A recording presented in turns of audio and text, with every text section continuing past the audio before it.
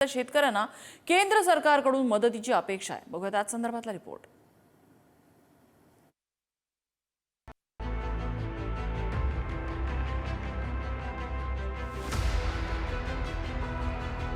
पंतप्रधानांनी सांगतो की पीएम केअर फंड आता वापरा, नाहीतर कोणाची केअर घेताय तुम्ही? विश्वगुरु म्हणून आपल्या शेतकऱ्यांची काळजी घ्यायला त्यांना काही हरकत नाहीये। लोक पटापटा मरत असताना एक नवा पैसा जे खर्च करू शकत नाही, त्यांनी कोणाला किती शहाणपण शिकवावं हे देखील ठरवलं पाहिजे। अतिवृष्टीमुळे मराठवाड्यासह राज्यातील अनेक जिल्ह्यांवर मोठं संकट कोसळलंय। या पार्श्वभूमीवर मुख्यमंत्री देवेंद्र फडणवीस यांनी दिल्लीमध्ये पंतप्रधान नरेंद्र मोदी यांची भेट घेतली। यावेळी फडणवीसांनी राज्यातील परिस्थितीची कल्पना देत पंतप्रधानांची तासभर चर्चा केली। दरम्यान जास्तीत जास्त मदत देण्याचं आश्वासन पंतप्रधान नरेंद्र मोदींनी यावेळी दिलंय। मुख्यमंत्री दोन्ही उपमुख्यमंत्र्यांच्या सहीचं पंतप्रधान नरेंद्र मोदींना निवेदन। मुख्यमंत्री देवेंद्र फडणवीसांनी महाराष्ट्रातील सध्याच्या पूरस्थितीची कल्पना दिली। किती नुकसान झालं, कशा पद्धतीचं नुकसान झालं याबाबतची माहिती दिली।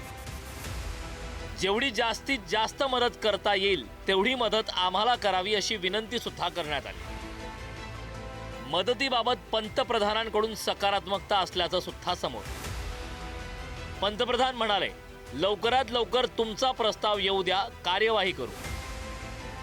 जास्तीत जास्त मदतीचं पंतप्रधान नरेंद्र मोदी यांच्याकडून आश्वासन। महाराष्ट्रातल्या पूर परिस्थितीची सगळी कल्पना मी दिली। आम्हाला NDRFच्या माध्यमातून भरीव मदत करा आणि जेवढी जास्तीत जास्त मदत करता येईल तेवढी मदत आपण करावी। त्यांनी देखील त्याला सकारात्मकता दाखवलेली आहे आणि त्यांनी सांगितलं आहे की लवकरात लवकर तुमचा प्रस्ताव येऊ द्या, तो प्रस्ताव आला की आम्ही त्याच्यावर कारवाई करू आणि जेवढी जास्तीत जास्त मदत करता येईल ती मदत करण्याचं आश्वासन देखील माननीय प्रधानमंत्री महोदयांनी त्या ठिकाणी दिलेलं आहे। असं आहे की आत्ता नुकसानीचा पूर्ण आढावा आपण घेतो आहोत, त्यामुळे या संदर्भात प्रीमॅच्युअर बोलणं हे योग्य होणार नाही, ते आपल्या फायद्याचं देखील नाही।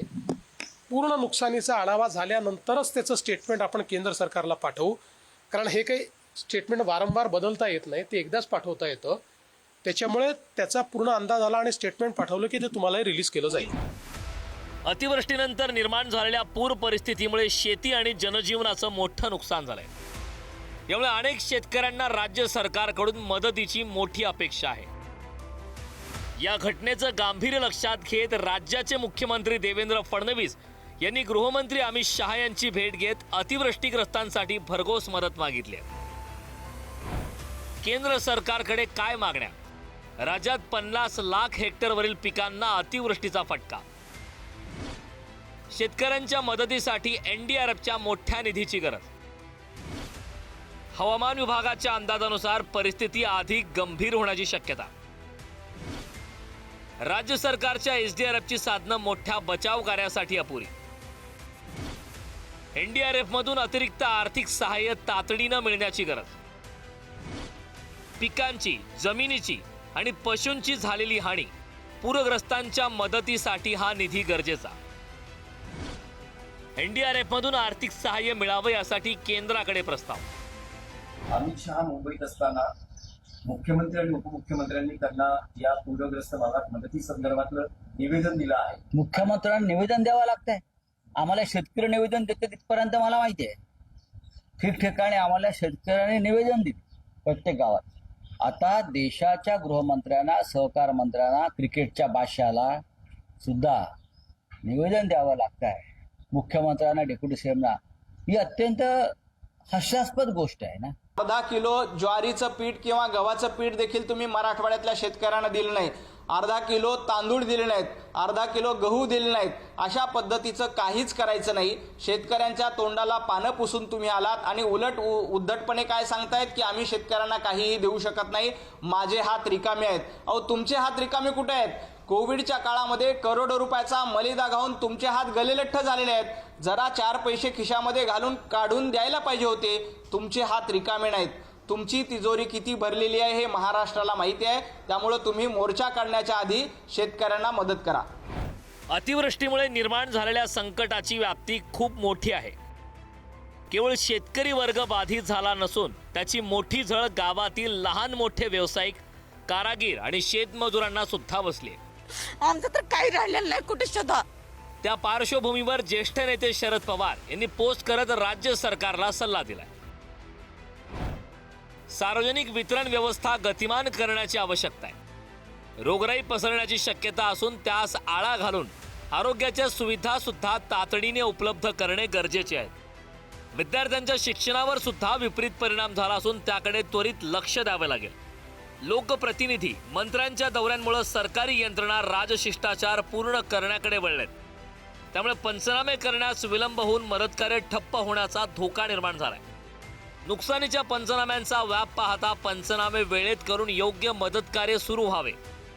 आपत्तीग्रस्त भागात इतर जिल्ह्यातून अतिरिक्त मनुष्यबळ, इतर शासकीय अधिकारी यंत्रणा तातडीने पाचारण करणे आवश्यक आहे.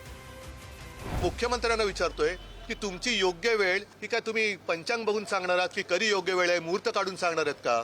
कर्जमुक्ती झाली आणि मग मदतीचं काय? पंतप्रधानांना सांगतोय की PM केअर फंड आता वापरा, नाहीतर कोणाची केअर घेताय तुम्ही? PM केअर फंडातून माझ्या शेतकऱ्यांना कर्जमुक्त करा, नाहीतर शेतकऱ्याला पर हेक्टरी 50,000 रुपये द्या. ह्या सगळ्या गोष्टी ज्या आहेत ह्या पंतप्रधानांनी एक विश्वगुरू म्हणून आपल्या शेतकऱ्यांची काळजी घ्यायला त्यांना काही हरकत नाही आहे. या ठिकाणी PM केअर फंडासारखा फंड हा माजी मुख्यमंत्री उद्धवजी ठाकरे यांना तयार करण्याकरता केंद्र सरकारने परवानगी दिली. कोविडकरता तो तयार झाला. 600 कोटी रुपये त्या फंडात आले.